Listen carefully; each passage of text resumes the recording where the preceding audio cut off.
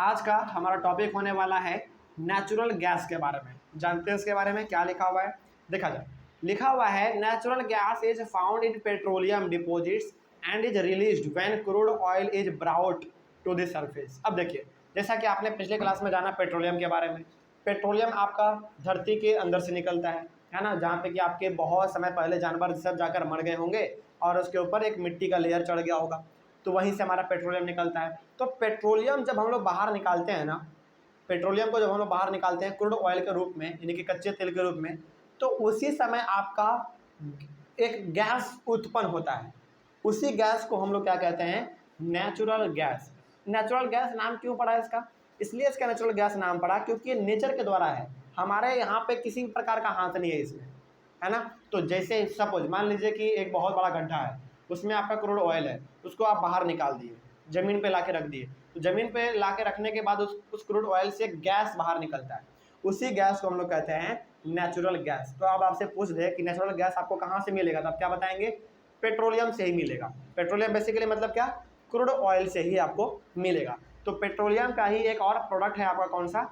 Natural gas. ठीक है, आगे, it can be used as a domestic and industrial fuel, यानी कि नेचुरल गैस का, चलिए नेचुरल गैस का मतलब क्या हुआ? नेचुरल गैस का मतलब ये हो गया कि आप जो अपने घर में इस्तेमाल करते हैं सीएनजी तो अभी इंडिया के हर एक स्टेट में लागू नहीं हुआ है घरों में, लेकिन अब पाइपलाइन बिछ रहा है ना। अब अधिकतर घरों में आपको एलपीजी के बदले सीएनजी देखने को मिलेगा, है ना, क्योंकि सीएनजी एलपीजी के मामले में थोड़ा सा बेहतर साबित हुआ है ना। अब ये तो कहने वाली बात ही नहीं है कि आज के दौर में सीएनजी के बदौलत कितना गाड़ी चल रहा है हमारा, है ना। 4 व्हीलर 2 व्हीलर बहुत अब आ गया जो कि सीएनजी पे चल रहा है। बस हो गया हमारा, यहाँ तक कि बड़े बड़े बस भी अब सीएनजी के ऊपर चल रहा है। तो सीएनजी हो गया, फिर से आपका एलपीजी हो गया। सीएनजी मतलब कॉम्प्रेस्ड नेचुरल गैस, यानी किसी नेचुरल गैस को क्या किया जाता है? कॉम्प्रेस कर दिया जाता है, ठीक ना।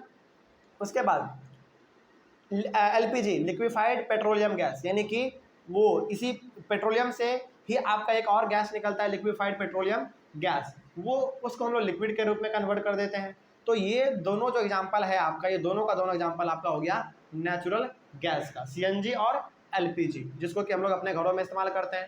हालांकि एलपीजी तो हम लोग अपने घरों में इस्तेमाल करते हैं, लेकिन सीएनजी अभी हम लोग इस्तेमाल नहीं कर पा रहे हैं। लेकिन हाँ, इंडिया में ऐसे बहुत सारे स्टेट्स अब हो चुके हैं जहाँ पे कि सीएनजी का भी इस्तेमाल घरों में हो रहा है, ठीक है। तो एलपीजी और सीएनजी दोनों हमारा हो गया नेचुरल गैस का एग्जांपल, ठीक है। तो हम लोग इसको अपने घरों में भी इस्तेमाल करते हैं और इंडस्ट्रियल फ्यूल भी है ये, मतलब कि हम लोग इसको इंडस्ट्री में भी इस्तेमाल करते हैं, अपने कारखानों में इस्तेमाल करते हैं इसको। उसके बाद Russia, Norway, UK and the Netherlands are the major producers of natural gas.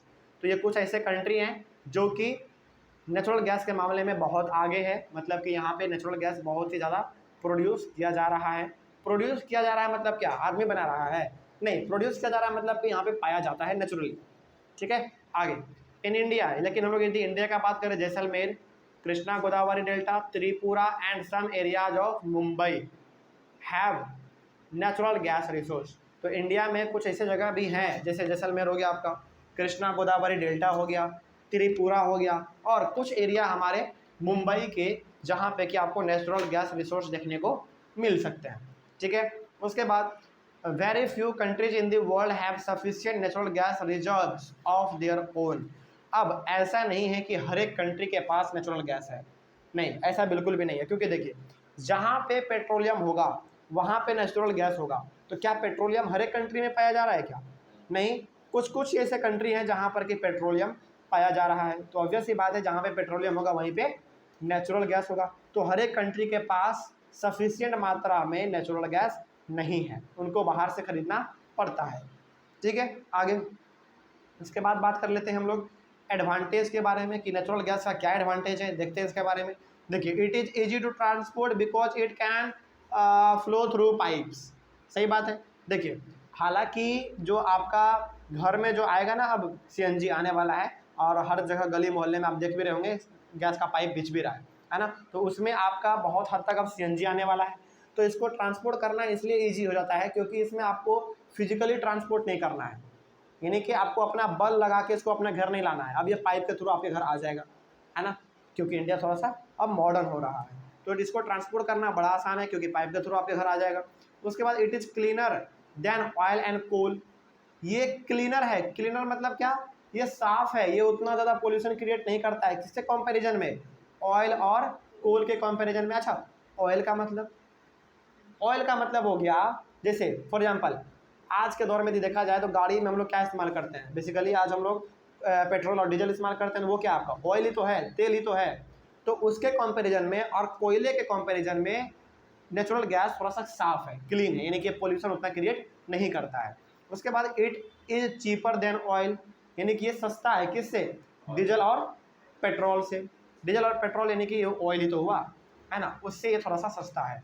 आगे डिसएडवांटेज है नेचुरल गैस का, देखिए इसके बारे में।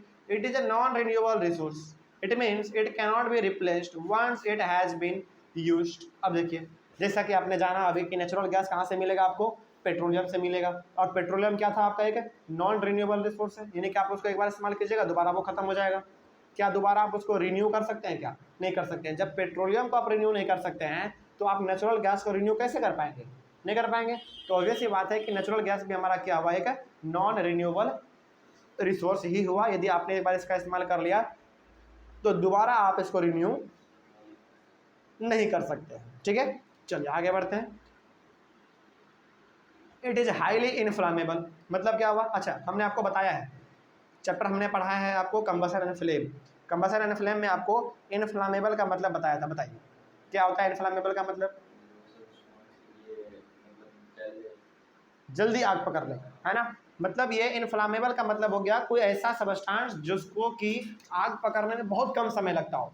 और सीएनजी भी बिल्कुल ऐसा ही है, सीएनजी भी बिल्कुल ऐसा है। सीएनजी में आग बहुत जल्दी पकड़ता है। जैसे एक कहानी आपको बताते हैं, हम यहाँ हनुमान मंदिर है ना, यहाँ इस हनुमान मंदिर से हम जा रहे थे दानापुर जा रहे थे। और दानापुर के पहले ही एक पेट्रोल पंप पड़ता है ना। उस पेट्रोल पंप पे उस बस को सीएनजी भरवाना था। अब तो हर एक पेट्रोल पंप पे सीएनजी का भी प्लांट लग गया है ना। तो उसी बस पे हम बैठे हुए थे, तो उस सीएनजी बस में जब हम बैठे तो आराम से जा रहे थे, तो उनको अब सीएनजी उसका ख़त्म हो गया होगा तो पेट्रोल पंप पे रुका। लेकिन पेट्रोल पंप पे जब वो रुका ना तो उसके पेट्रोल पंप के पहले ही सारे पैसेंजर को नीचे उतार दिया।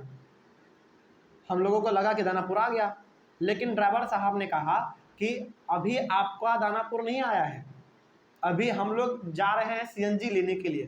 फिर हम सोचे, फिर हम उनसे पूछे कि सीएनजी लेने में पैसेंजर को क्या उतारने का ज़रूरत है गाड़ी से। लेकिन फिर उन्होंने कहा कि सीएनजी एक ऐसा गैस है जिसमें कि आग बहुत ही जल्दी पकड़ता है, बहुत जल्दी आग पकड़ता है उसमें। तो किसी भी प्रकार का यदि लीकेज हो गया, मिस्टेक हो गया, तो ऑब्वियस ही बात है कि जो बस के अंदर है सारे पैसेंजर, उनको खतरा हो सकता है। इसीलिए उन ड्राइवर साहब ने हम लोगों को पहले ही उतार दिया। उसके बाद वो सीएनजी लेकर बाहर निकले, फिर हम लोग बैठे, फिर हम लोग आगे बढ़े। और ये सच्ची कहानी है। दानापुर हम जा रहे थे, एक हमारे भैया का गृह प्रवेश था, मकान उन्होंने अपना नया खरीदा था, तो वहाँ पे जा रहे थे। तो सीएनजी इतना खतरनाक है कि ड्राइवर साहब मतलब रिस्क नहीं ले सकते हैं, है ना। कितना सारा लगभग 50-60 आदमी था बस में, तो हम लोगों को पहले उन्होंने उतार दिया। उसके बाद वो जाकर सीएनजी लिए, उसके बाद फिर हम लोग चढ़े, उसके बाद चले गए, ठीक है। तो ये बहुत जल्दी आग पकड़ता है ना। उसके बाद it can leakage through pipes, बहुत बार ऐसा होता है कि पाइप में लीक हो जाता है ना। और सोचो जब इतना ये खतरनाक है, तो जब एक बार यदि लीक हुआ और गलती से आग पकड़ लिया तो सारा पाइप इसका सिस्टम ख़त्म, है ना। दोबारा इसको सब चीज़ अपना सेटअप करना पड़ेगा। तो इसका ये बड़ा डिसएडवांटेज है। देखो कोई भी चीज़ हो, यदि अच्छाई है तो उसका बुराई भी है ही, है ना। चलिए, तो ये आपने पूरी तरीके से जो आपका था टॉपिक नेचुरल गैस के बारे में, ये आपने पढ़ लिया। डिसएडवांटेज के साथ साथ डिसएडवांटेज भी आपने पढ़ लिया। उसके बाद हम लोग अपने अगले वाले क्लास में पढ़ेंगे हाइडल पावर के बारे में, ठीक है ना। कोई डाउट यहाँ तक नहीं ना। चलिए मिलते हैं फिर हम लोग अपने अगले वाले क्लास में। Thank you very much.